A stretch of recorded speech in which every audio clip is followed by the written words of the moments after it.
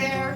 Welcome to the Upcycle Design Lab. If you're new here, my name's Cindy and I craft using recycled and repurposed materials to give you ideas on ways to make and create more economically and ecologically. So if you like reusing recycled items or thrifted items, I hope you'll consider subscribing to this channel and joining me every week here in the lab.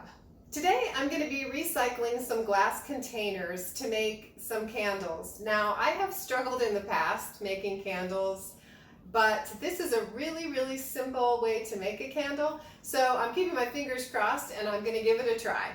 You might have seen this hack before. It's very simple. All you need is some Crisco or vegetable shortening.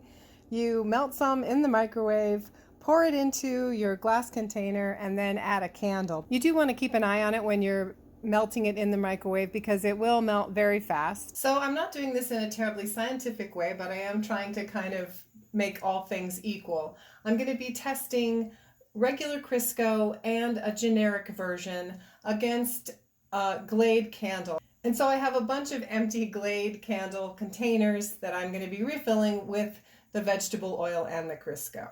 For the wicks, I'm just going to be using some old birthday candles that I had laying around, and I am going to try to add some essential oils and some color to my candles. My attempts to add fragrance were largely unsuccessful, except for some reason for the citronella, but I also tried jasmine, peppermint, and tangerine. And there's actually a real science to adding fragrance to candles. The temperature and type of wax are big determining factors in the success of the aroma. And I didn't find any temperature charts that included Crisco, so I was just kind of free-forming it. My color experiment did not go well either. The crayon that I added seemed to mix well with the vegetable oil, but the candle would not stay lit at all. And I don't know if that had something to do with the container size, the candle, the essential oil I put in there, or the wick that I used, but for some reason it just wouldn't stay lit at all. A couple of other observations. For me, for some reason, I don't know why, the Crisco seemed to burn better than the generic vegetable oil, which I was a little surprised by. I thought that they would be very similar.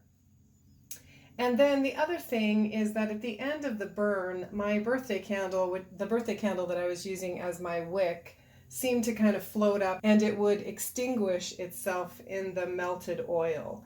So it wasn't the best wick choice. The one good thing was that you could let the oil harden back to a solid form and put another candle in there. But that's not exactly the ideal way to make a candle.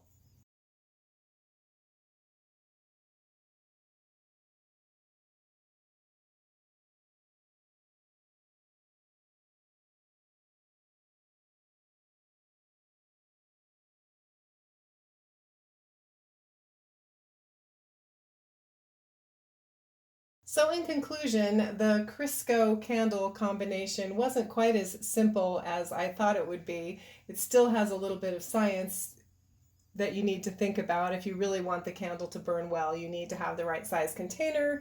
You probably still want to do a little research on the kind of wick that you're going to use. And for my purposes, I guess I would recommend the Crisco over the generic brand. Anyway, I hope you found this a little bit insightful. Thank you so much for spending some time here with me today. If you enjoyed today's content, be sure to give it a thumbs up and check back soon in the lab for my next experiment.